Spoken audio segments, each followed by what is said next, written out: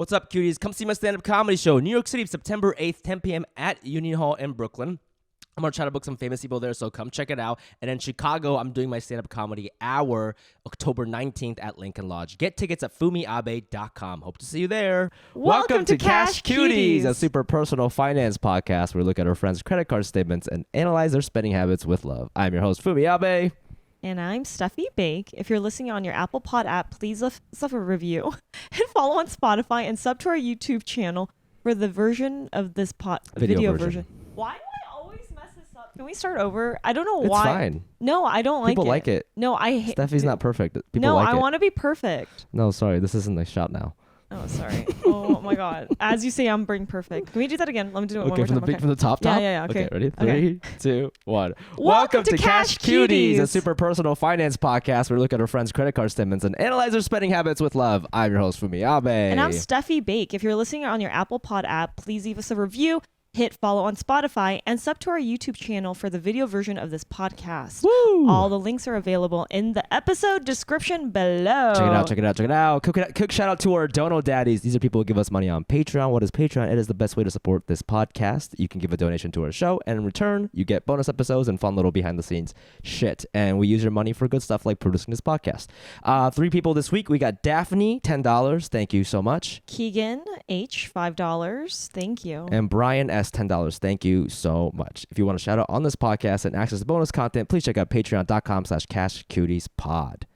And a quick announcement. We're kind of looking for like a video producer right now. So if you're a listener and you live in the LA area and you have cameras and you're good with lighting and maybe even a place where you can record at your place, I don't know. We could talk about it, but we just need a little bit more video support. We have a ton of people helping us out remotely and they've been amazing. But we just, hey, some of you guys are upset about last week's episode, the sound shit. You know what I'm saying? We're trying to prevent stuff like that from happening when one of us is away. That's not, it's not anyone's fault. Not, you know what I mean? Yeah, that's like that's not our thing. I'm not a video person. Exactly. Like, your job doesn't even necessarily need to be a video producer. Maybe someone who's like likes that stuff and is good at it. Exactly. You don't have to be like a professional. Yeah. Maybe you work in consulting and you have a passion for camera shit. Like just someone who wants to help us out. We can offer a small stipend, but we're being completely honest. We don't have a ton of money. We don't have money. Because this podcast doesn't make a lot of money. But if you're interested, please DM us or email us at cashcutiespodcast@gmail.com. Yeah. You also have to like us or want to like help us. Yeah, that's why we're asking you guys because I don't think, a professional would really be down for this kind of opportunity / exploitation. But anyways, it's been a minute. It's been a couple weeks 2 weeks since we've seen each other. I know, it's weird. It is weird. How are we doing financially? How are we doing? I saw you yesterday though, and you were great. Oh, People that was the show. That was really nice. At the Cry Later show. I do want to start here. Speaking of like comedy shit, so like I don't know if I told the listeners this, but I was in Montreal all last week. I was part of the Just for Laughs comedy festival. If you've been listening to my shit from the Asian Not Asian days, you know that's like a comedy festival I've wanted to do like for fucking ever. Wow. Finally got it, did it. It's just like it's a really cool thing because like that's how Ali Wong got big. Dave Chappelle did it in 1992. Amy Schumer, Kumail Nanjiani. It's just it's just like a rite of passage for a lot of comedians. So it meant a lot to me that I was there. But from a financial perspective, something keeps happening to me. Two things happened to me the last 2 weeks, and I want to ask you about it. Uh-oh. And it's comedy related / money related. So I've been having hot girls pretend to be my fan so they can get free tickets to a show. And so I will read you. Oh, fuck. Did I delete this already? Because I was so upset. Well, based on what you said, without even knowing what you're talking about, you are, of everyone in the lineup, the person I would take advantage of. Because you've got like, you have this like very nerdy kind of like dad vibe thing. Well, like you'll come and like help us no matter what. Yeah. And you seem trustworthy. Like you look like someone who just like only knows how to like analyze shit on their calculators and Excel sheets. So like I would automatically be like, okay, he's safe and he's gonna help me. Okay, so what I'm trying to say is I get back from this fucking festival, right? And I'm booked on this show called at the Ice House, which is a comedy club in Pasadena owned by the guy who owns the Los Angeles Lakers. It's crazy. Oh, cool. Rich guy, he's just into comedy. He wanted to have a comedy club. I look at my DMs, as I do sometimes when I'm horny, and I see this smoking hot, like OnlyFans looking like Latin chick in there. And she says, hi. It's very generic. She goes, hi, I'm a big fan of your comedy. I saw that you're at the Ice House tonight. Could me and my siblings get a couple of tickets? And initially I'm like, hell yeah, like she's a fan. But then I was flying back from Montreal, and so I gave her a very honest answer. I was like, oh my gosh, thanks so much. Like I might not make the show because my flight was delayed. Yeah. And I was like, I'd hate to make you go and like me not be there, because I thought, because she was saying she's my fan, yeah. right? And she goes, oh, no worries. And then I was so dumb. I was like, but you can come to this other show, which is the Dumbfounded show yesterday. I was like, you can come to this one. I'm here Wednesday. Yeah. And she's like, yeah, maybe. And then like, I'm like, that's so weird. So then I look and I saw that she has followed every comedian on the lineup that night on my show. Every guy comedian who's on my show that night at the Ice House. And I'm like, that's strange. And then I make it to the show. I see her there, right? So clearly it was a sold out show. So clearly she got in through a different guy comedian who fell for this trap. But it felt nasty to me. You know what I'm saying? It felt nasty to me. I didn't like it. And I'm not saying, look, if you want free tickets, I think it's totally okay to ask. Honestly, if she was like, hey, I saw you on the lineup tonight, I want to come to the iHouse. Could I get free tickets? I would have maybe asked for her. Okay. But she lied and said she was my fan to make me emotionally maybe she was invest. your fan, but also want to go. Could it be a little bit of both? No, because you really she don't literally believe that she was a followed me fan. that day and liked 2 pictures and then sent me this. I'm like, bro, you can't. That's so obvious, you know. But she was like a smoking hot chick. But anyways, I just wanted your take on that, and you know, I don't know what you thought about it. Hey, girl had to do what she got to do. She got what she wanted. She got what she wanted. She was and there. you were like there to accept if, you know, under the conditions you've never met this person. So you're both kind of going in this blind. Yeah. So like, you know, I think the trade-off is like that something could have happened, something couldn't have happened, and it's you're kind of, it's like a roulette of whether. So like whether you give the ticket or not, but you just don't want to feel like tricked or whatever. I think, you know, Suchin was talking about this with her husband, who's like a TV writer who's dated a lot of actresses in his life. But like, I forget exactly what she said, but it's very easy to feel like used sometimes when you're like you know, and it's like not a good feeling. It really doesn't matter that she was hot or whatever. I think we just honesty, like she wanted to come to a comedy show, that was fine. But like, it just felt kind of gross. And then like something similar happened to me at JFL where like after the show, I have to show you this picture. These 2 hot girls came up to me after my showcase, and in front of my agents, they were kind of like flirting with me. Yeah. And then they were like, "Can we buy you a drink?" Yeah. And my agents are like, "Ooh, like Fumi's girlfriends." Yeah, and I was so embarrassed because right. it's for my team. And then, but I was like, you know what? I have to network a little bit. But like, why don't you meet me at this comedy after party happening after the festival? There's a party every night at the festival. It's so much fun. It's at the DoubleTree. I'll meet you there. So then, like, I'm doing some networking, and I go to the party, and then my agents are like, "Ooh, Fumi, your girlfriends are here," and they're here, and I'm like, okay, cool. So I like make my round, and I try to like nonchalantly approach them, but they keep like kind of walking away from me, and then I see them go home with like a hotter, more famous comedian, and I'm like, what the fuck, bro? This is what they look like. This is me showing Maria. They're really cute. Okay, I know. They're like, fucking look at that skin. Okay, yeah. I feel like you're going into this, like, again, you don't know these people. It's at your discretion of whether, and like, it's not like you're being tricked. No one tricked you. They're doing what they're, like. They're doing what hot girls do. It's not just hot girls. It's just like, I feel like it's like part of being who you are, or like being entertainment. Yeah, like entertainment, being like, and being asked for things, right? Like, it's at your discretion to be like, well, you want to take the chance that potentially there's a trade, or maybe there's not. And I think it's like, hey, at least there's maybe an opportunity. But you're being so vague. I don't know what these words mean. What are you talking about? I'm talking about like if you want to like get in, if you're offering a ticket, or if they're like asking you for a ticket to somewhere, or like access to something. Yeah. Right. Whether it's access to a party. Yeah, because it's not like just whatever. because you give access to her, essentially, and it's like whether she's there for you or not. She doesn't have to actually do anything. And you also don't have to give her the ticket already as an adult, knowing that. No. And I think like it's not like, oh, she didn't hook up with me. It really wasn't like that. It was just more like she offered to buy me a drink. And then I was like, I DM'd her because she like gave me her Instagram. And I was like, oh, hey, I'm at the party. Like, let me know if you're here, whatever. And she's like, oh, we're close by, but I'll let you know if we swing by. But I saw them at the party. So they're like lying to my face.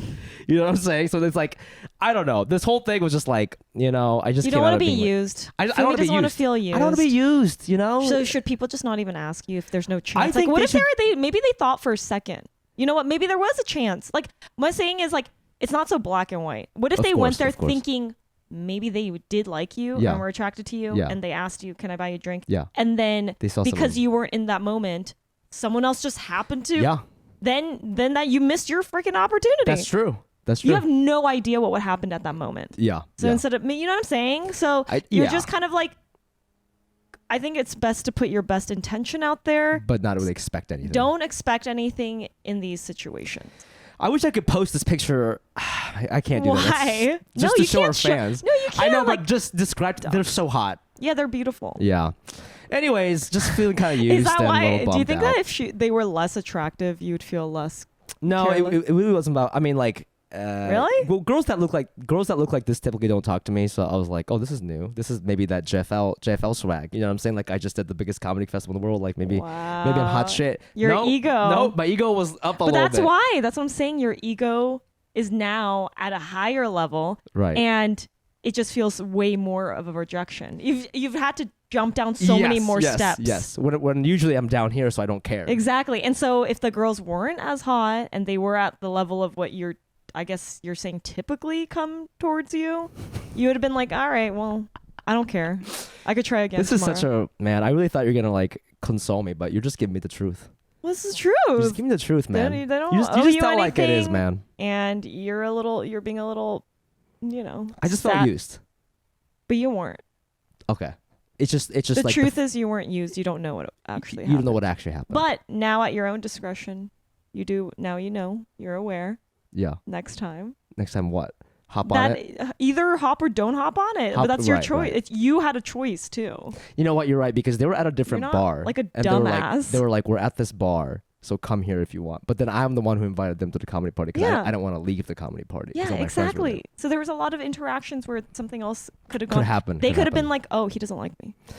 There were so many times they could have said that. With the moment they asked to buy you a drink and you couldn't, and also the rejection of potentially like you just said, the bar thing. So that's already too, like if I'm and I think sometimes if you're like someone who doesn't normally get rejected, one smaller rejection could potentially feel even bigger than because these are hot girls. Oh shit, man, you're fucking smart, dude. Who knows, right? But that could be the other case for the other girls. So don't lower your ego a little bit. Come on. Okay. Calm down. I know you did this big festival thing, but let's go back to it. We're on the couch doing the podcast now for free. Okay. Yeah. let's come back down. I ain't shit. Dave Chappelle, what? I'm on a couch again. Begging for money because we don't have. Anyways, are you gonna become like a huge are you gonna have like the biggest head? Are you gonna act like you don't even know me when you get to this level of like? What if you got to Dave Chappelle levels or whoever that you look up to, Ali Wong? Are you just gonna be like? I think I'll always be the same guy. I might have more things. Like I might have a nicer car or a nicer house, but I don't think I can change. No, I don't think so. I don't think. No, this is pure example. This is a pure example. Whatever. Enough about me. Enough about me. I'm deflecting. How are you doing financially? What have you been doing financially? Honestly, I've been fucking, I don't know if it's necessarily just money, but having opportunities, just feeling my shit. And I know you weren't here last week, but I've been on this like new thing of the law of attraction, believing in myself and believing things will happen for me. And things have been happening for me. And I'm telling you, it's like, I know people around me think it's cheesy. They don't believe what I'm saying. My life has like completely shifted. Did you not believe in yourself before? I never thought you had trouble doing that. That's why I was confused with that statement. I'm like, didn't you always do that? I always believed in myself, but I think in the last last couple of years or last year, it's been just, and I think honestly, like thinking about money so much because of our podcast and we're always like thinking about it, our guests and it just like got me in a mindset about like a lack of money. Right. And so that's not necessarily, that's kind of what I wanted to really focus on is like, let's try to shift that, because I've come to this place where I'm like, oh, I need like discount this, discount that. And I started playing into that person and started thinking of money and this like lack like a thereof. Scarcity thing. Yes. And I'm like, I don't want to be that fucking person. Like, I want to live on a higher level, higher vibration. And since, or maybe it's just not even seeing you. What if it's like, we're just so toxic for each other?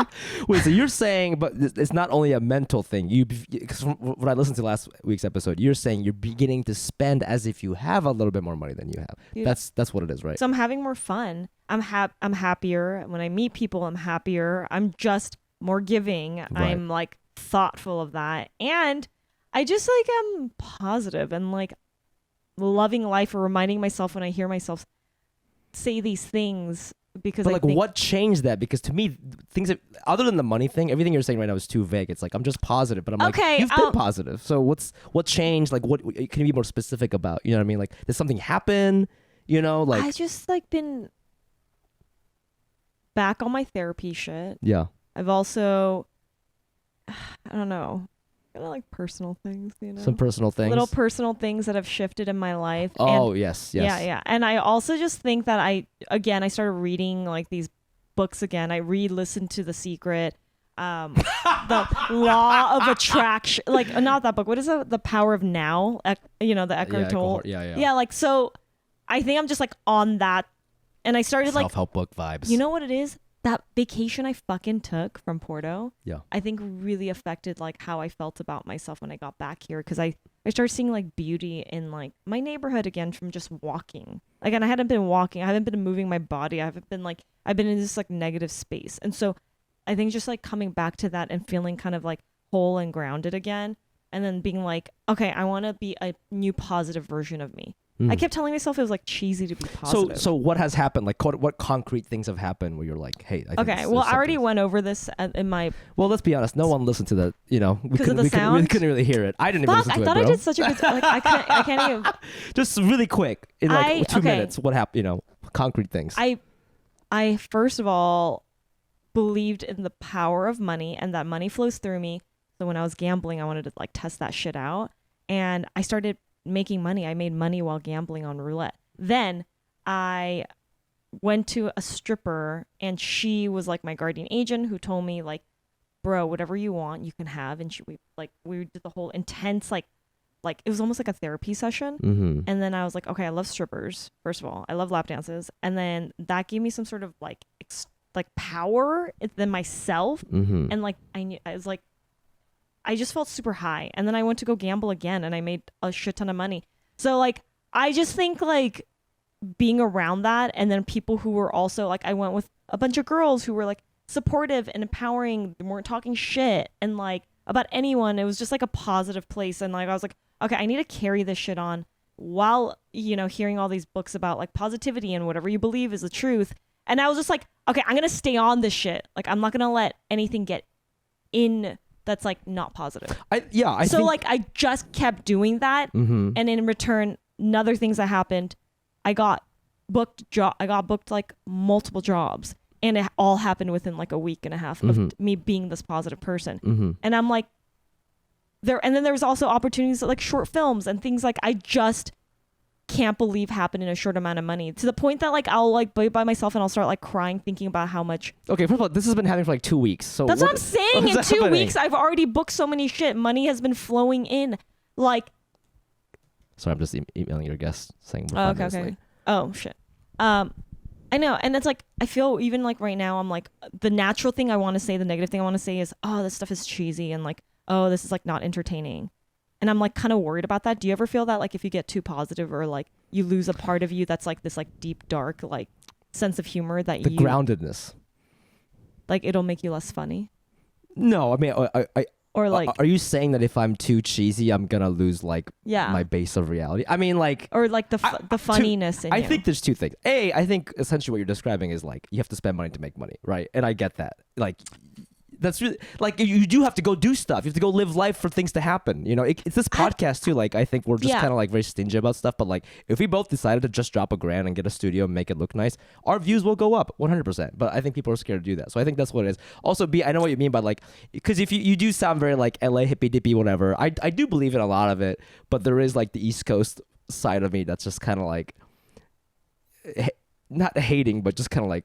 Okay. Yeah, you know like, what I mean? oh, she's like the East, you know what I'm saying? No, I know, and that's the part that I'm fighting right now because it's been working for me. Like, I kind of get why people are that way, and the people that I would look at and be like, oh my god, they're so annoying. Yeah, and then I'm like, now I'm like, you're so annoying.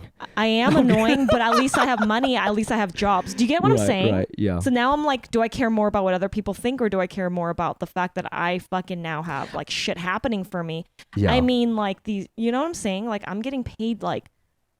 I'm getting paid like I can't say, just logically speaking, it's hard for me. I'm getting paid. Hold on, can I tell you something? Sure. A commercial I'm doing, I'm getting paid 25 grand. Another commercial, another job I'm doing, I'm getting 15 grand. These are things happening that I'm telling you that were not happening this whole fucking year. Yeah, but it's not like you did something in Vegas that happened, right? It just happened this week and it timed with Vegas. Like, you don't want to believe me, but do you want to make 50 grand in like a week? No, it's incredible. Obviously, that's amazing. But like, I think when I hear anybody talking this way, my reaction, I'm not saying my reaction is right, but anybody's reaction is like, isn't that just like a coincidence? Also, people just see what they want to see. The last time I felt like this was before the pandemic and I was fucking killing it. Yeah. So it's and a then I got thing. depressed during that time. Yeah. Like most people. Yeah.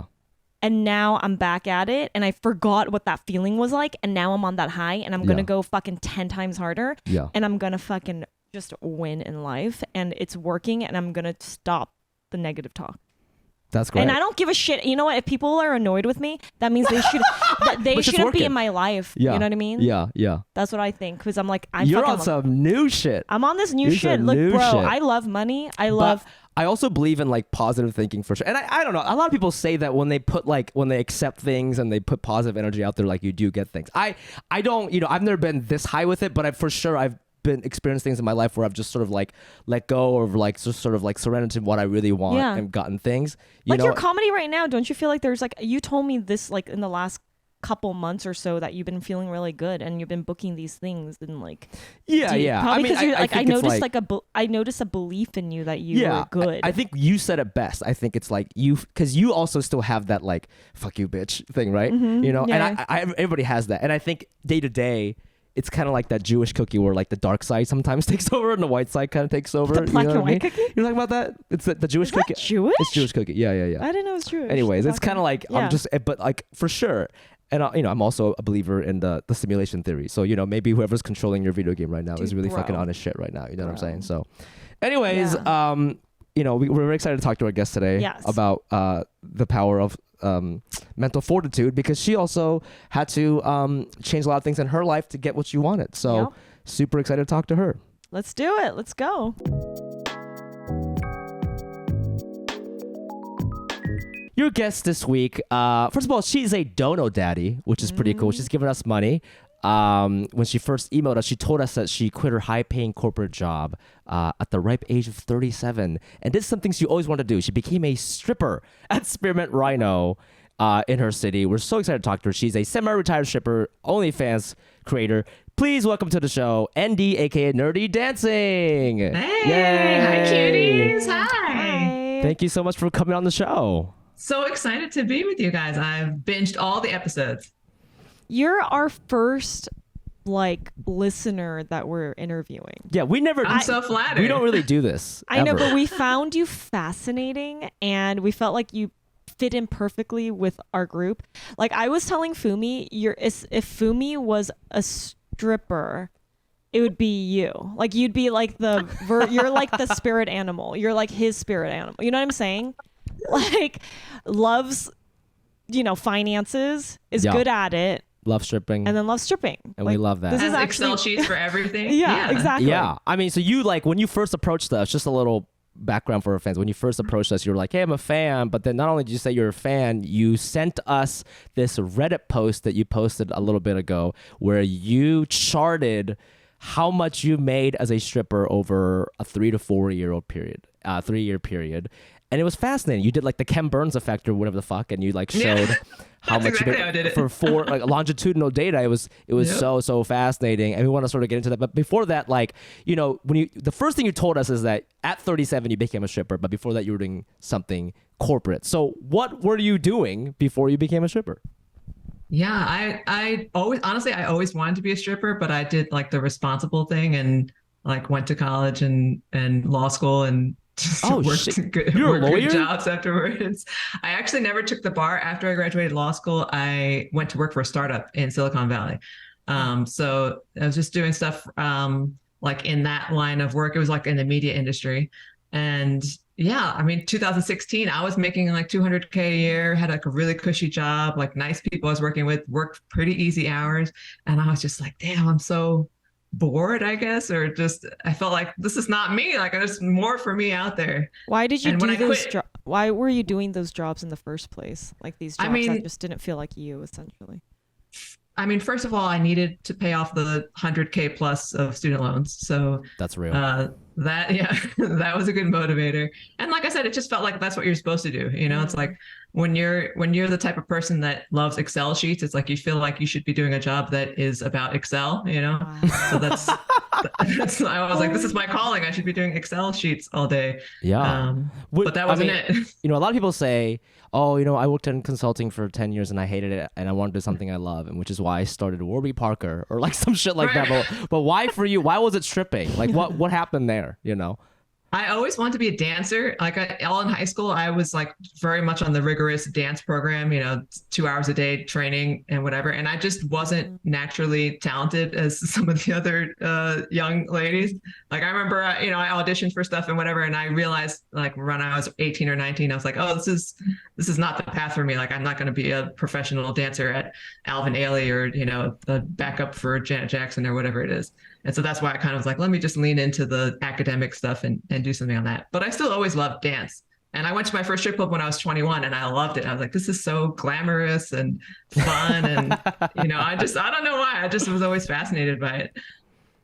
Yeah. Does your family know that this is what you do Yeah. or did? Yeah. Yeah. Mm-hmm. Yeah. I mean, luckily, at thank this goodness. point, like, it's like, what are they going to say when you're 37? I feel like it's different when Right. you become a stripper at 21 versus 37.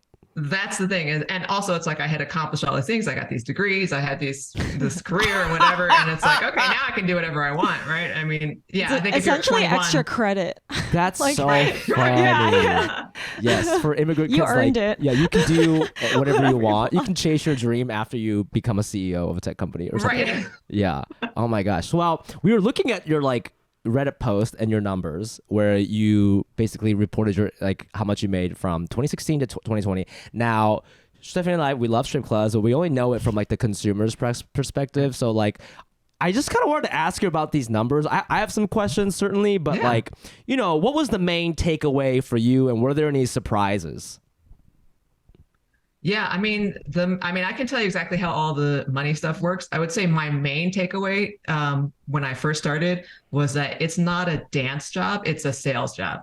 And I did not understand that or know that at all. Because I was thinking like, oh, I'm going there to dance. And like my first week, I remember I went on stage and like, I'm a good dancer. I was doing all my pole tricks and like splits and all kinds of stuff. And I got 0 tips on stage. But I was like, okay, it's early. There's not a lot of people here. That's fine. Got off stage. Immediately, the next dancer came on and some guy threw $100 on her. And I was like, where was this guy 5 minutes ago? Like, did I just time it wrong? Like, what happened? And it took me a while to realize, oh, it's not about the dancing. He has a relationship with her, whether it's a long-standing relationship or whether he had just been sitting with her for an hour or, you know, there's like, that's the reason she got tipped. It wasn't about her dancing. It was about the relationship between the customer and the dancer. And so I wasn't doing any of that stuff. I wasn't talking to people. I wasn't trying to make those relationships. Wow, that makes okay. So I was in real estate, and I still am, but I would do it more in a sales where I was like I would door knock, cold call, and I had scripts. Did you have scripts? Like you knew exactly like the type of people if they came, you were like, okay, these are what the questions that I'm gonna hit. This is like the looks I'm gonna give You this think person. she's going around and be like, hey, Mr. Man, like, what do you mean? Yes, I do. I do think like well, if you're a good salesperson, that she knows like to I read had people. some lines. I had some lines that were standard. I mean, usually I would just go up to. I would always ask people unless I for sure knew who they were. I would say, "Have you been here before?" Because if you don't say that, and they have been there, and they met you before, they'll be really offended. They're like, "Indy, you don't remember me?" Oh, that's why they always ask. I always wondered why they ask. And I'm like, who cares? But I realize Yeah, they're that trying to happened be. to me once, and I learned my lesson. I was like, "Okay, this guy's super offended that you know, 3 months ago, I gave him one lap dance and I don't remember him. So just be like, oh, have you been here before? And if they say, you know, if they say no, then you can welcome them. Do you know how things work here? Let me tell you the pricing or whatever. And usually it's like, I wouldn't try to, you know, make a hard sell right away for a lap dance, but, you know, kind of want to gauge, like, are they going to spend money or not? And like, if they're kind of on the fence, I would just be jokey about it. I'd be like, you know, like a car salesman, like, what can I do to put you in a lap dance today? You know, APR financing. That's your line, bro. Right. Wow. Because I wasn't good at doing that. Like some girls would just sit on your lap and be like, "Come on, daddy. Come on, daddy. Let's go. It's gonna be so much fun back there." And that's just not my. It's so disingenuous when I do that. It's not my personality. I like it when they do you that. like the test driving. I like the daddy. I like the lap. You know, that's so you not like me. being called daddy? Not right away. But daddy is your preferred. Well, it's kind of like what you said, right? She said, Andy said, it's a sales job. And so I'm there to buy, but you have to, like, as if you're buying a car, right? When you go buy a nice car, people are like, would you like some tea? Like, would you know what I'm saying? You go to Nordstrom's in New York, not Nordstrom's, but you go to Bloomingdale's in New York, they give you like salmon and shit when you're shopping. Well, can there. you, like, you're right. So I like the so if you sit down immediately and say, daddy, let's go get a dance, I'm like, no, that's too You want to be intense. bowed to. I want you to sell it to me, you know? I don't know if you find that annoying, but I like it. There are some gals that, like, there was one gal at my club who she was not a good talker at all. So she would just go up, hey, do you want to buy a dance? No. Hey, do you want to buy a dance? No. But if you do that enough, if she would walk through the whole club, she was selling dances, because there will be somebody who just wants to dance, or they're so shy they can't talk or whatever. So it's like, that's a valid strategy. But it's like, that's not going to get you the Fumi types, but that'll get you some other. What were the people who were getting the most, who were getting paid the most? What do you feel like was like a trick that they used? I think for sure, like long-term relationships. Like there were regulars. Like towards the end, if you look at my graph, it's like I was really struggling the first couple of years, and then the last couple of years I was making really consistent money, and that was just all from my regulars. Like I was also good at selling the one-offs that are come in, but the regulars, that's like your steady income. And so everyone who I saw that was a big earner, it was always because they had regulars. They have to be a fan of you, essentially. Like you have to turn them into a fan. Yeah. I let's talk about that graph, because I sort of looked at the average of how much you're making from 2016 to 2020. Now, 2016 and 2020, you only worked half the year. So I'm just counting this as sort of 4 years. But it's interesting because obviously, if you look at the average what you're making in 2016 was $199.29. And then in 2020, it was $565. So you almost tripled it. Yeah. And I don't think that's inflation. I think that's like your skill. But what I found fascinating is there were nights you're making like negative $60. Like what is that about? How is that possible? Can you walk us through like what that even means? Absolutely. Yeah, I can tell you exactly how it works in almost all strip clubs, I believe, in the States, except for California, which I can tell you why that's different in a while. California now, starting in 2019, strippers are now W-2 employees. So that's different than everywhere else in the country. Everywhere else, you're an independent contractor. You can show up whenever you want to show up to work. And the way it works is usually you'll pay a house fee to get in. And so I've paid anywhere from $5 to $150 to get in. It depends on the club. It depends on the time of day. So most clubs will have like different tiers. So at this club that I work at now in my local city here, if you get there right when they open at 11 a.m., you only have to pay $5. If you get there by 1 p.m., you have to pay $20. And then anytime after 1 p.m., you have to pay $35 to get in. And that's assuming that you pay up front. If you can't scrape together $35 to pay your house fee up front, you could still work, but then you have to pay it at the end plus a $10 penalty. Which you would be surprised how many dancers take advantage of that. It's like a payday loan type of situation. It's like if you're really that tight that you can't get your $35, but you need to work, then you can do that. You pay $45. But so you pay a money to get in. And so that's why, and some of those things you see on the chart, like I was working at clubs where I had to pay $100 or $150 house fee. And then it's like, if I only made $80 and then tip some people out, it's like you're in the red. When are you only making $80? Because that's like 4 dances. I mean, I don't know how, is it because you're only there for an hour, or is it just a slow night, or like what are the elements that go into you making like negatives? It's just like so sad to put on that dress and do your thing and walk out owing money. That's like such a sad feeling.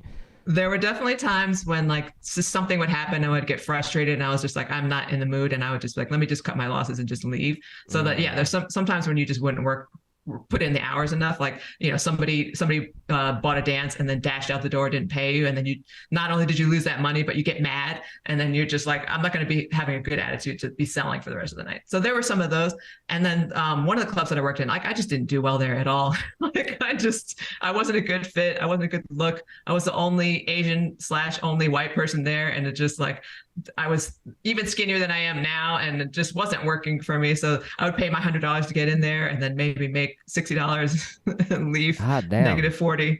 Yeah.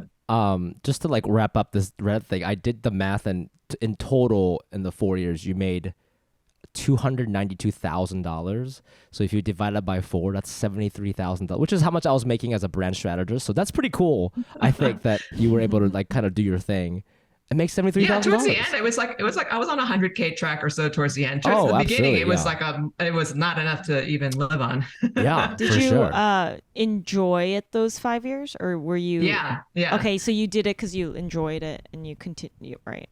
Yeah, especially in the beginning, like it was so brand new to me and just so different from anything I had done. It was very challenging, but it was also just kind of fun and interesting environment. And, like I said, if you look at those charts, I was not making enough money in the beginning to justify it. Luckily, I had enough savings that I could stick with it. But what is your favorite thing about it? I mean, I like dancing on stage. Like to me, just I like dancing anyway, and then to have an audience and then have people cheering for you, throwing money at you. Like it's a great feeling when somebody makes it rain and it's just like you feel the dollar bills running over your body. That's a great feeling. Wow. Do you like, what's the deal with private rooms?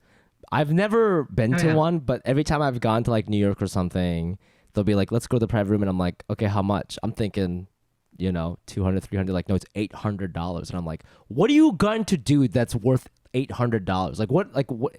What is it? What's the deal with VIP room? Is it a scam, or do you like it? Every club is different. The clubs that I worked at in California and the club that I work at here, the lap dances are like usually around $25. So here it's $25 per song, and you go to a room that's like semi-private, like it has like cubicles. So you've probably seen those. And it's like I've seen those. Each dancer and the customer is in their own little cubicle. You pay $25 per song.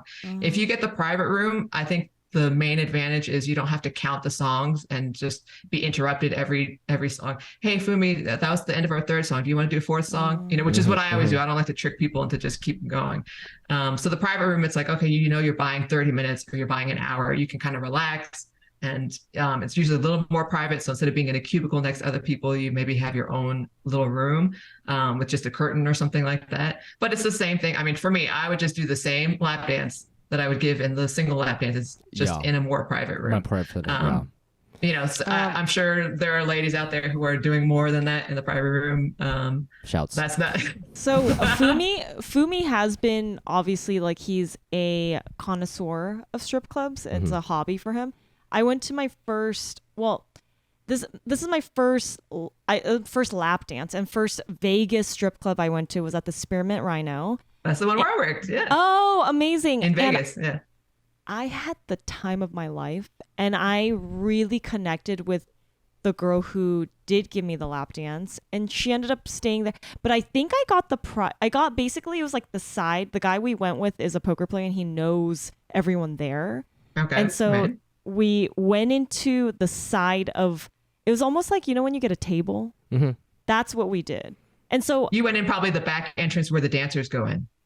It's probably where you went in, right? And so like there was a stage. I could see the stage, but we were like in a booth, like in the back. Oh, okay, right. So a table, yeah, those are expensive. Is that?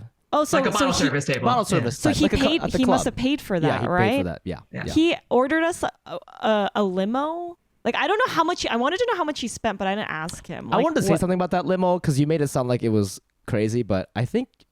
Is it free? Limo's free. The limo's free. Yeah. So he ordered. Okay. So I didn't. Yeah. But the way he set it up, he's like, "We're gonna get," and we were so excited because there's like lights in free, there. Honey. I didn't notice the seats were ripped up a bit. So I was like, that's from guys like me. That's from guys like me being there forever. This girl came up, and I didn't know how the money worked. All I know is like my friend went to go get dollar bills, and we were throwing dollar bills, but I had no idea if she was like, I didn't know how the money was working. Yeah. So Can you walk us and through you that? got an actual lap dance, right? Like a dancer on top of you. Yeah, she would, but I don't know For if how that was long? that free. Like, I don't know what the fuck. Like, so that she was like, She didn't ask you to pay up at the end of the dance? Or did she just put it on the bill of the table? No, No, the guy was that's paying what for I'm saying. her. Oh, the guy was paying And for the it. guy just gave us like would leave leave stacks of dollar bills on the table, and I guess I was throwing them, and like I was like, I didn't know. So how much did you spend? We don't know. Oh, you don't know. It That's wasn't why her I want- money. She doesn't care. Well, I Yeah, guess it's not your money. exactly. Well, I don't know if your friend had told you or looked at the No, bill he or was something. like, I'd be so it curious. was almost like he just wanted us to have fun. Like Yeah. he did. So I didn't know what I was doing, and all I knew is like, I saw him throw some on her butt, so dollar bills. So I did the same thing, and then she was giving me lap dances, but I don't know if that was like a free thing or if that No, was. there's no free dances, bro. Or are there? I don't know. You ask her. Well, it's wanted me to possible, grab it's her- possible that if you were throwing enough ones that they were just like happy to be there and just shaking their butt on you just for the ones. But I would guess that probably your friend on the side was like, oh, hey, give her 2 lap dances, 2 songs. And then she would just go over and give it to you. And at that Spirit Rhino in Las Vegas, it's $25 per lap dance if you're doing it there, like at the person's bottle service table or just out on the floor. If you go to the back in the VIP room, then it's $140 for 15 minutes. And it's like 140 for That's 15. crazy. That's not bad. That's not bad. Oh, it's not. Well, I don't want to pay 800, but 140 sounds nice. 140 for 15 minutes, 100 goes to the dancer, and then 40 goes to the club. Oh, wow. And then it goes That's up from there. crazy. 30 minutes is 250, an hour is 500. So that all that money that we were throwing at her there, part of it goes to the club.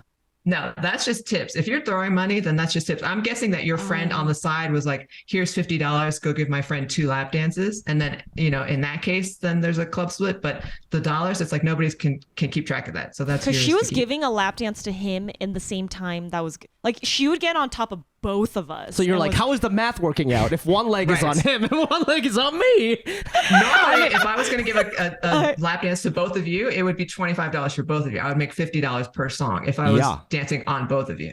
It was But hot. I mean, it's possible that your friend just gave them a bunch of hundreds. It was just like, hey, keep us entertained for the That's next what I think 30 happened. minutes. Yeah. Can I just say, it's like so funny for you to be like, I had the best time. It's like, yeah, I mean, you're with like a rich guy throwing. I mean, anyone would have the best time. I go with a budget, bro. I don't even do it the same way. I She go was and I get a amazing. fucking water for $12. Well, also, can I just say that when I was younger, strip clubs or dances were $20. There's still $20 in some parts of New York, which I love, not because of the monetary amount, but because it's easy to take out $20 bills and have that in your pocket. When they do like a 30 or 25, isn't it awkward? Like, are you just carrying fives? You know what I mean? Like, Now or do you just do like you gotta give her 40 and be like, can I have 15 change? Or can I yeah. have So 10 how does that change? work? Is That's it just weird. what it is, That makes or me like feel weird. yeah? I think it's weird to ask for change from dancers. I guess. Right. Well, the way that Spearmint Rhino in Torrance it works now is that you don't even pay the dancer, you pay the cashier, and so then you don't have to worry about that because you can be like, okay, we did 2 dances.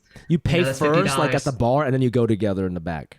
You can either pay first or afterwards. I Wow. mean, first is better so you don't get somebody running out on you. But the ones like my club here, it's like, yeah, you just pay cash and you just work it out. I usually try to keep a little bit of change, but not too much. So I'm like, oh, sorry, I don't have change. Like maybe I can That's just keep the rest of smart. this as a tip. Giving. Okay, I wanted to know the difference between giving lap dances or experiences with girls versus guys, and do you prefer one or the other, and those Who's gonna types of make more questions. money? Yeah, Yeah.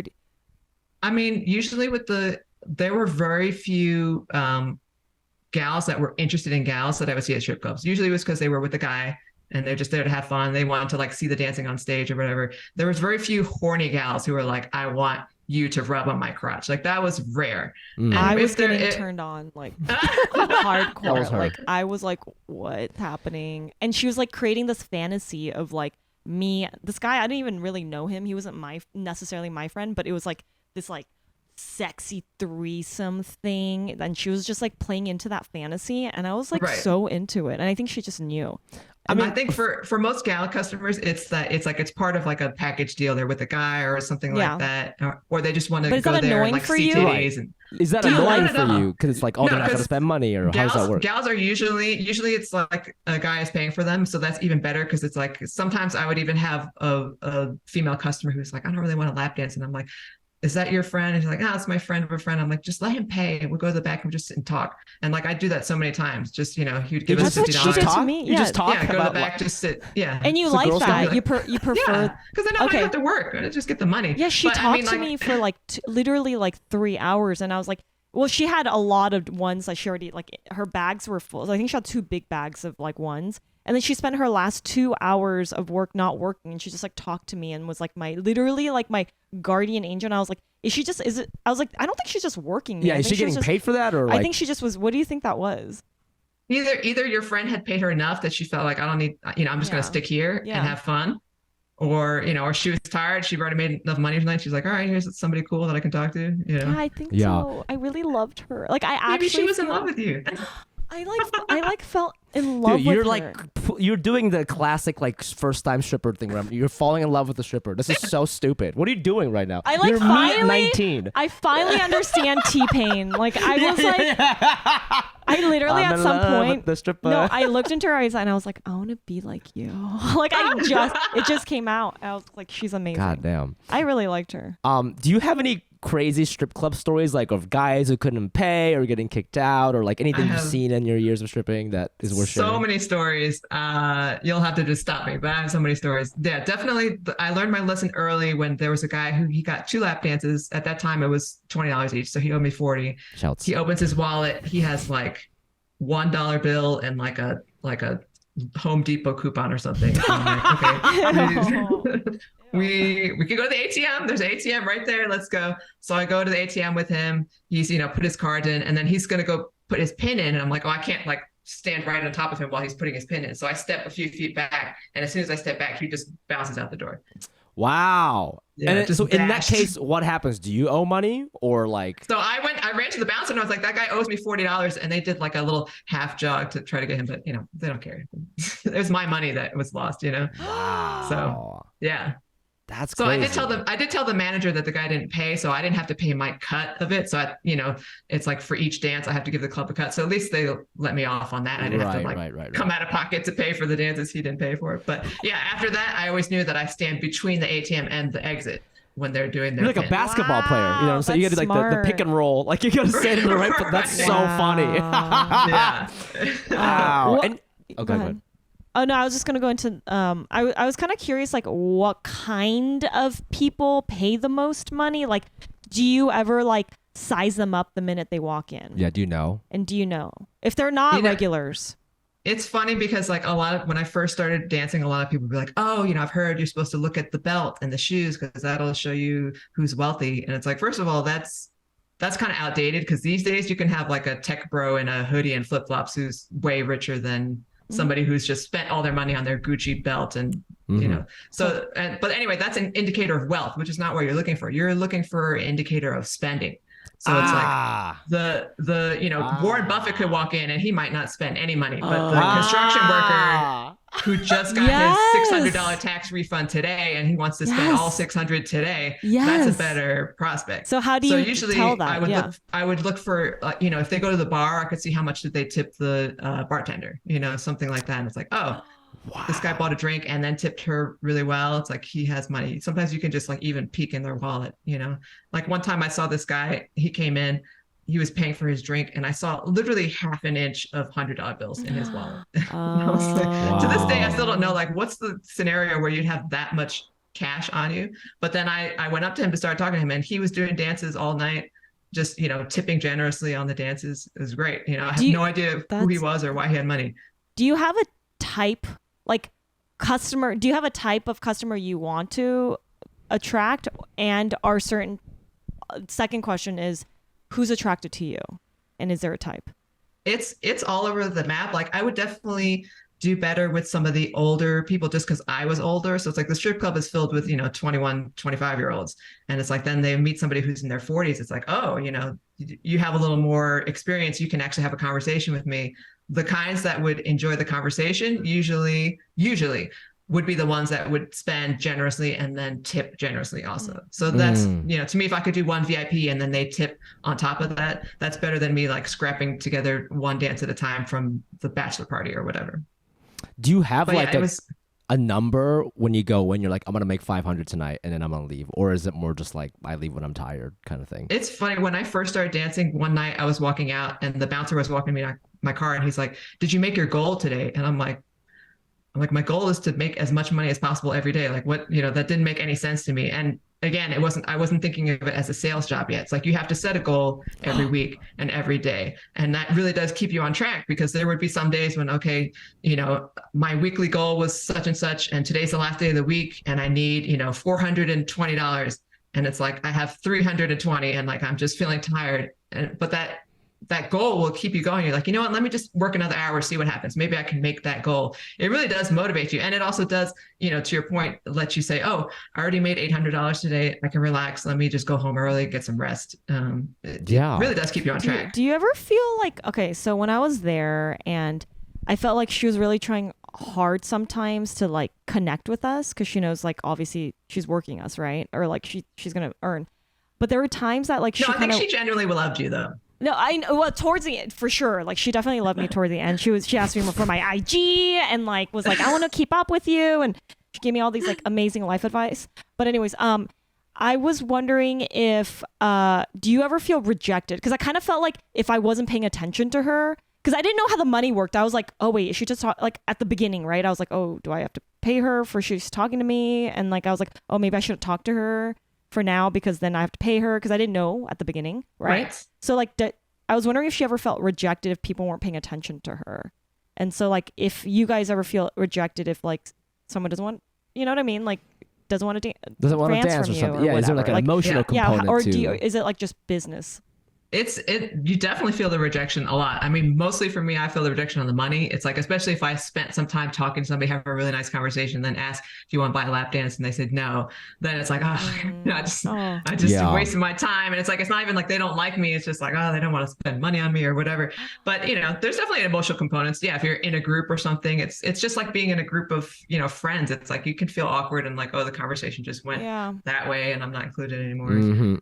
That's totally true. Has this like affected how you feel about yourself or your value and money after stripping? Like how has it empowered you or disempowered you? I mean, when I was working corporate, it's like I would get the direct deposit of my salary, and all of my bills were on auto pay. I'd pay for my groceries with credit card. Like the money, it was meaningless. Like it was going in and out, and like I didn't even have to know about it. I always knew that everything was paid for, and just swipe my credit card. Don't even need to look at anything. Like maybe, once a month I would just happen to see my bank account and be like, oh, there's a lot of money in this checking account. I should move that over to my brokerage account. I wasn't even thinking about it. When you're stripping and it's like all your money is coming in cash, then it's like when you go to the grocery store, and I would pay for everything in cash. I would pay my gas in cash, pay my groceries in cash, everything. Wow. It was like to hand over that $20 bill that I just earned to buy, like, wait, how much are those, protein bars? Like, it really made me more conscious of money, for sure. Is that a common stripper thing? Because my first thought goes to like, oh, you're missing out on so many credit card points. Do you not want to direct deposit that and get some points, or is that a tax thing because you don't want to report everything? It was partly a tax thing. I mean, theoretically, as long as you're depositing less than $10,000 at a time, like the IRS isn't going to know about your checking account deposits, but yeah, I did try to just spend as much cash as possible. Missing out on the credit card points, I guess. I mean, as you guys see, the only credit card I have is a Discover card. Yeah, you're the only person I know who owns a Discover card, by the way. This is huge for us. When I was 22, I had no credit, and Discover was the only one that would give me a chance. And so I've been loyal to them ever since. Yeah. I do want to ask you 2 questions about strip stuff before we move on. One, obviously, like you have these nights where you're making like, $1,600, $1,300. Is there like a memorable moment you remember? Like what happened that night? Why are you making so much? Was it like a crazy guy? Like, do you have any crazy stories about those nights where you made like almost 2K? If you look at my chart, I think my top night was 1670, right? Which, by the way, I know dancers that have made way more than that in one night, but also I think most people have a perception that their dancers are making like 5,000, regularly. It's because you see that on TikTok or something, and it's like, no, the majority of dancers are not making anywhere near that. And even if you go to the Spearmint Rhino in Vegas, where it's like it's easier to make 1,000 plus in a night, there are plenty of gals that are making 1,000 plus in that Spearmint Rhino in Vegas. But there's also like 180 other dancers who barely made their house fee back, you know? So it's like the perception is definitely skewed. But so that 1670 night, there was a guy that came in. It was a Monday. He came in at like 5 p.m. and it was really slow. So I just pounced right on him and I was like, hey, do you want some company? And he was extremely coked up and just started talking a mile a minute. He's like, my wife filed for divorce this morning, so if she's going to take half, I might as well spend it. So I was like, yeah, let's go. Oh, his half was 1670. That's so sad. That's nothing. Well, he ended up spending a lot more at the club, but that's what I got. But yeah, he was just like talking to me all day. At one point, he was like, oh, I should tip you for sitting with me. And he fanned out a bunch of bills. It was like a 5, a 10, a 20, and a 50. He was like, if you had to pick a tip, which would you pick? And I was like, is this like some game theory? I was like, I'd be happy with whatever tip you want to give me. He's like, no, but if you had to pick one, which one? So I was like, the 50? He's like, okay. He gave me the 50. And then he was just like throwing 50s at me on stage, like just kept tipping me while he talked. He was like telling me all this crazy stuff. Oh, I own this music studio. Oh, I own this race car team. And I was like, this guy's just full of shit, whatever. But he ended up tipping me about 2,000 and then I tipped out. So that's why I walked away with 1670. God. And he spent more also like on other ladies as well. So he spent a ton at that club. And then when I got home, I Googled him because I was like, he told me his name. I was like, it's this guy for real. Like, you know, all these things he told me. The first thing that came up was an article that had his name, his picture. So I knew it was him. And the headline was like, area man walks into Walmart, spends $30,000 paying off everyone's layaway. And I was like, that was him. He was just he's going through some shit. Yeah. Wait, that's a fun person. Did that like? I know he was fun. Have you become friends with any of your clients? A couple, like, you know, friends in that, like maybe we still text message or something like that, but not, you know, hanging out in person. Have you ever wanted to date any of those clients? No, that maybe like once or twice it would be a guy who I'm like, oh, he's kind of cute, and maybe we get the number, and then like the next morning when I would get back, I'm like try to remember the night without the money. I'm like, shit. We remember the night without get that tattooed somewhere. Wait, has stripping affected how you date? Like what you're into, what you're not into, and like, vice versa. Are guys okay with you doing it? You know? Yeah. First couple of years, I didn't date at all. It really affected the way I looked at men. Like I would just walk into Target and I was like a RoboCop. Like I was like scanning, like, oh, this guy's spending, this guy, you know what I mean? Like my whole life, I felt like I was in that mode. So it was weird for me. Wow. But then I did start dating, and I dated a guy for like maybe like 5 or 6 dates. And then he broke up with me saying that he's like, I just can't see myself being serious with a stripper. I was like, okay. So after that, it's like, I used to try to be pretty upfront with people and just like kind of suss out, like, are they cool with this or not? You know? And there are definitely guys out there who are very cool with it. And, you know, like I do OnlyFans now, same thing. It's like I tell them, oh, I'm an online creator. And then like by the first date, I have to tell them, yeah, this is what I do, OnlyFans. How are you doing financially on OnlyFans? OnlyFans, I mean, stripping, I was making like half of what I made corporate. OnlyFans, I'm making less than what I made stripping. But I like it in that I don't have to leave the house. So I could just stay at home and do everything online. Thank you for giving us a free membership, by the way. What's that? Thank you for giving us a free membership, by the way. Oh, yeah. You guys have a free trial. You can come play my games and everything. I was all trying to like sign into it. I wanted to check it out before. And it said like, access has already been accepted or some shit. And I was like, oh, Fumi got to it. Yeah, I got to it first. You know what I'm saying? I was there. Yeah, full disclosure. I'll send you a separate one. We're going to move on to the unofficial audit. We looked at credit card statements. We've had some cool stuff. First of all, just for context, what kind of credit card is this? Do you have multiple ones? Is this your business one? What's going on here? I have a Discover card that, like I said, I've been with them since I was 22 years old, and I get the cashback bonus, which just sits in a pile there. Like I have like 2,000 cashback bonus there. I don't base things on points. I know everybody's talking about points these days, but to me, I feel like it's the same reason I don't shop on like Amazon Prime Day, because I'm like, I'm just going to end up buying stuff I don't need. And that's what I feel like with the points. It's like it might incentivize you to do stuff that you don't actually want to do. So right. So I just use it as a charge card. I pay it off every month. It's a charge card for me. And then I have my, Bank of America, just like a debit card, which I don't use for purchases. Yeah. Just in case I need it. First thing we noticed is that you make a living just doing OnlyFans, and in a month, you made like over $10,000. That's pretty good. That's like $120,000 a year almost if you're consistent with it. So I'm like averaging 5,000 a month on OnlyFans right now. Oh, really? You might have been looking at 2 months, maybe. Oh, maybe 2 months. Yeah. I've had good months where I'm like 8,000, but yeah, I'm not on the kitty Lixo level of making 80 grand a month. Yeah, well, that's you have to do a lot. You gotta. She's sold her soul to She's the devil. making, what is it? She had to do something where like she had to cook a hot pot. Oh yeah, well she takes these like racist requests. So if you want to take a racist request, I think you can make a lot of money. There's a lot of return. No, but she said it was like the worst thing she's done. Yeah, they'll be like you have to cook a hot pot and like talk with a Chinese accent or something. Like yeah. There's like I post on Reddit and there's a lot of Asian subreddits. Like there's one like Asians Gone Wild 30 plus that I like. It's like really friendly people who. And then there's some that it's like white cocks breed Asian chicks or something. And I'm like I'm not gonna post on that. Oh my god, thank you. Oh wow.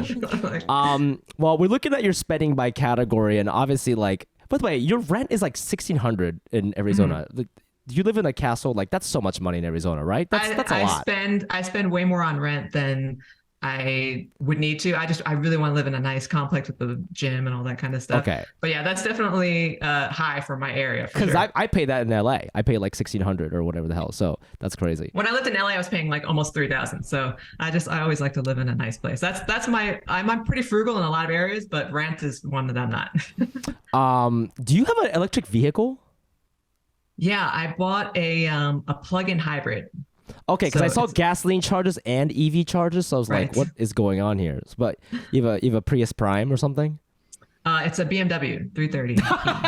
Yeah, shut the fuck up. No, I didn't know Fumi. BMWs made plug-in hybrids. I didn't know that. Neither did I. I bought it kind of in a rush because I had a Mercedes and they stole all 4 wheels off my Mercedes, and so the insurance company totaled it, and so then they just like took my car away, and I was like, I need to get a car like ASAP. Wow. So they gave you like a chunk to like pop. Yeah, they gave me a check because I was like, let me just go buy this. That's kind of cool. Do you like that car? I need a new car this month. So it's all right. It's all right. Okay. We'll see. It's BMWs are supposed to be like notoriously bad for like maintenance and like you have to pay $1 zillion or something breaks. So knock on wood that nothing goes wrong. We saw that you paid the IRS $2,500. Why are you paying taxes in August, my guy?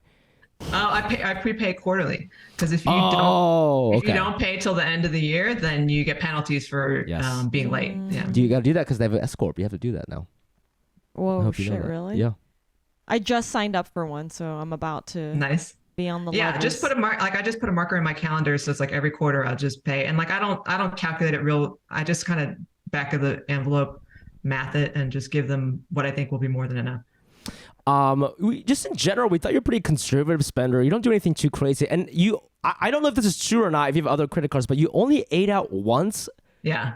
At a place called I don't eat out. Lucky Goose. No, and you spent $47 there, but that was the only time you ate out in the entire month of June. And you spent but look at how much I spend on groceries. I always eat at home. I always cook my home. Yeah, Sprouts. Sprouts is your favorite, then Trader Joe's. Sprouts is like a Erewhon type. Is that what it is? Sprouts is like it's like Trader Joe's. It's like a healthier. I think it's more expensive than Trader Joe's, and it's a little bit more like a bit frou-frou. A bit. Yeah, like it's in between Trader Joe's and Whole Foods. Yeah. No, what's going on with that? Why are you always eating at home and cooking at home? Is this a health thing or like what's going on? A health thing, a germaphobe thing, and a cheap thing. Like like the money. Hold on a second. Did you say germaphobe? Yeah. That's fascinating because I feel like stripping your like around a lot of germs. Heavy breathing guys. Yeah, or is this a new thing? Or is this a new thing for you? The germaphobe. Oh no, I've always been a germaphobe. It's more for me. Germaphobe is more about food. Like it's definitely very dirty, very dirty when you're in the strip club. But I was washing my hands constantly, and then when I'd get home, I would shower every time for sure. So that's one part of germs. But then putting actual food in my mouth, that's a different germaphobe level. Oh, interesting. Okay. I mean, you do spend a lot of money on like health and like look stuff. I mean, you go to Brick Fitness, the 320, and then you spent $270 at a dentist. Was that a procedure?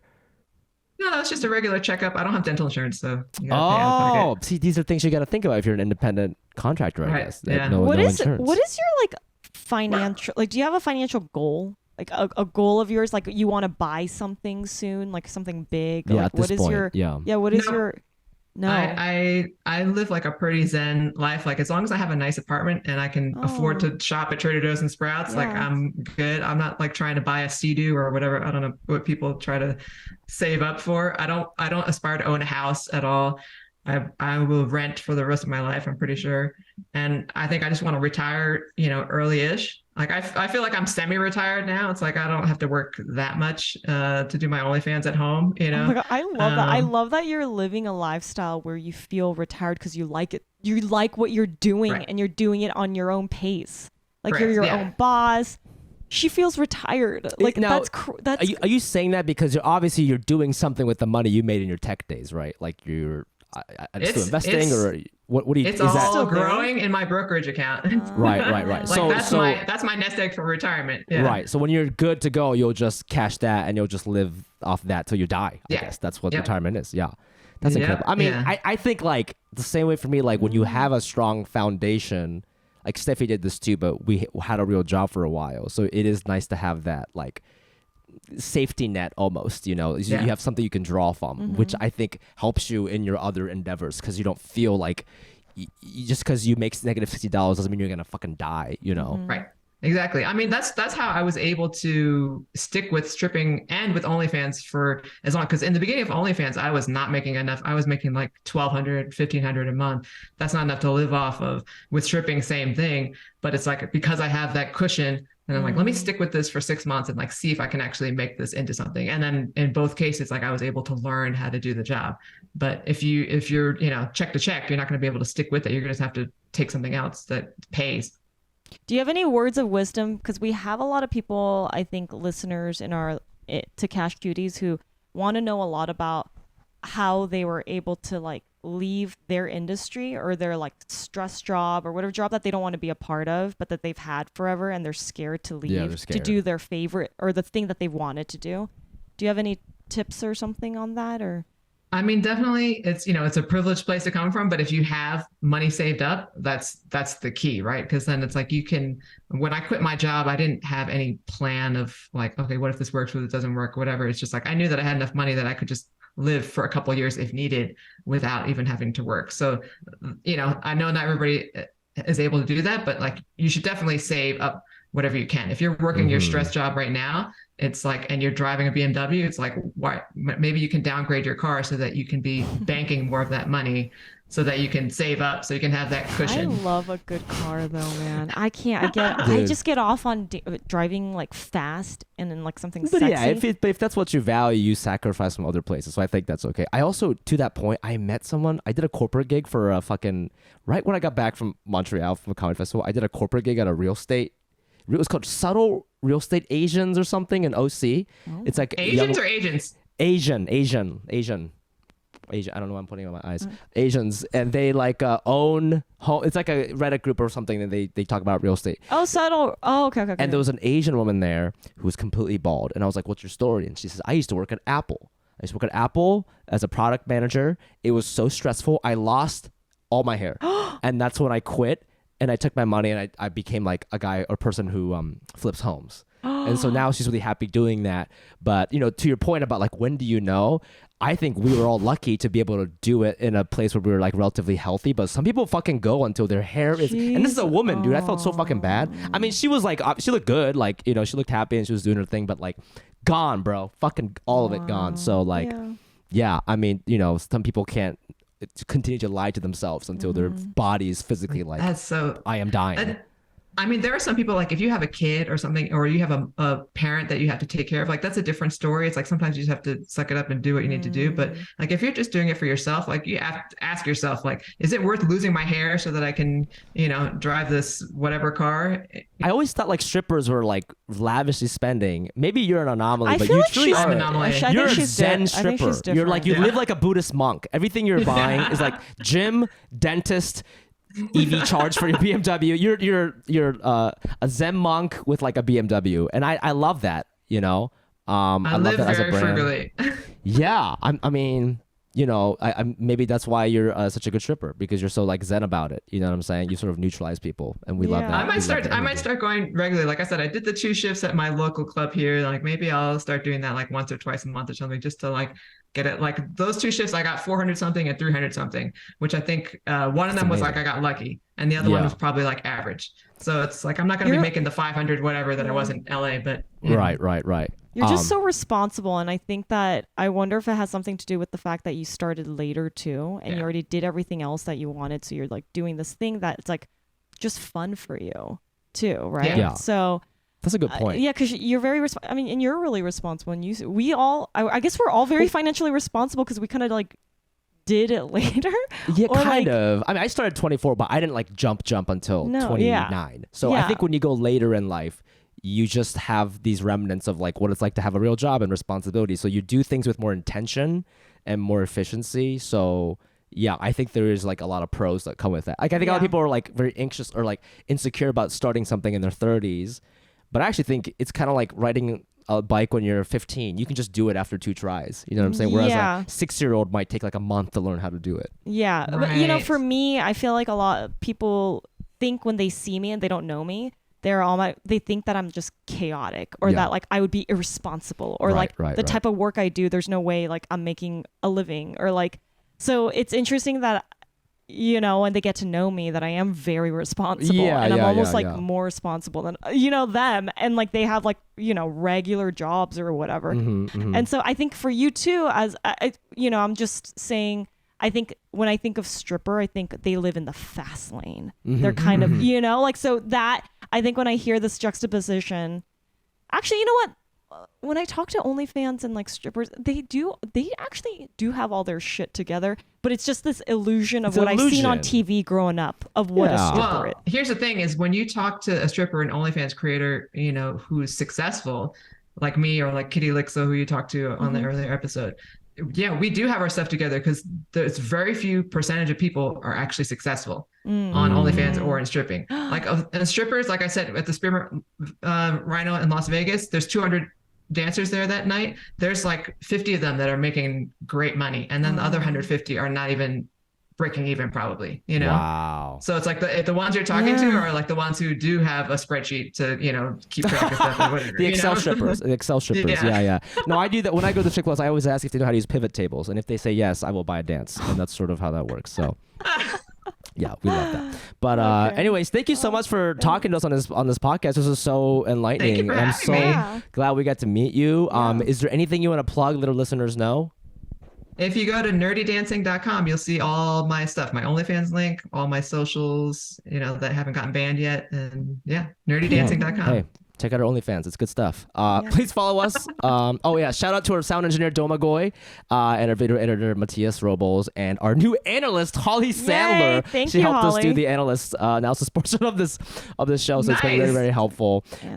Please follow us on all socials at Cash Cuties Pod. You can also follow me at the Fumi Abis. That's TheFumiAbe. And then follow me on my Instagram, Bakedgoods, BAIKEDGUDS, and you could go onto my website, SteffieBake.com. And we want to hear from you guys and about your spending habits. So please email us at cashcutiespodcast@gmail.com and tell us like what financial topics you want us to talk about. Like we love hearing from you guys. Send us a voice memo if you can. If not, just obviously type it up, and that's about it. Cuties, we love you. We'll see you guys next week. And until then, spend your money wisely. Or have fun. Bye. Bye.